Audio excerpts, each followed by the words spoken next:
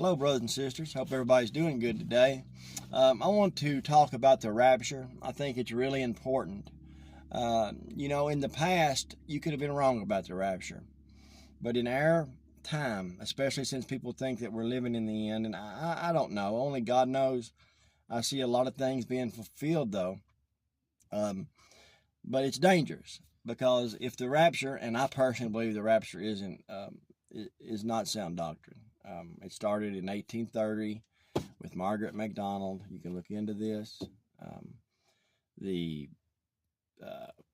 seminaries picked it up, Schofield and I think Derby. She was having visions. I mean, the word rapture isn't even in the Bible.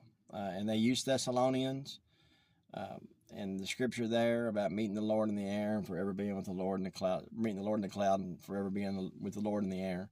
You need to look in your Greek and Hebrew concordance to understand this stuff. Understand Paul spoke colloquial Greek. Read Hebrews chapter 12, verse 1. He says, here we stand compassed about with such great cloud of witness. It's kind of like me. I speak, a southern slang.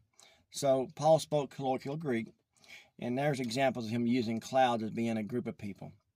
And then air, the word air, look into it in your Strong's Greek and Hebrew concordance. It's to respire, it's a breath. But let's move on from that.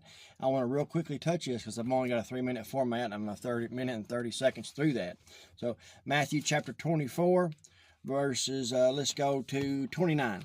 Immediately after, remember that, this is Jesus' words, after the tribulation of those days shall the sun be darkened, and the moon shall not give her light, and the stars shall fall from heaven, and the powers of heaven shall be shaken.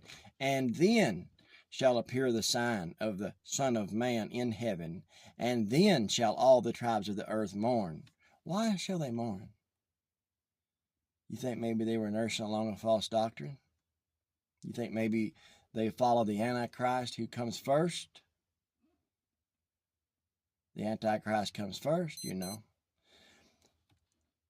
Hence his name in Numbers 666. 6 trumps, 6 seals, 6 vial. He'll come first. And then shall appear the sign of the Son of Man in heaven, and then shall all the tribes of the earth mourn, and they shall see the Son of Man coming in the clouds of heaven with great power and glory.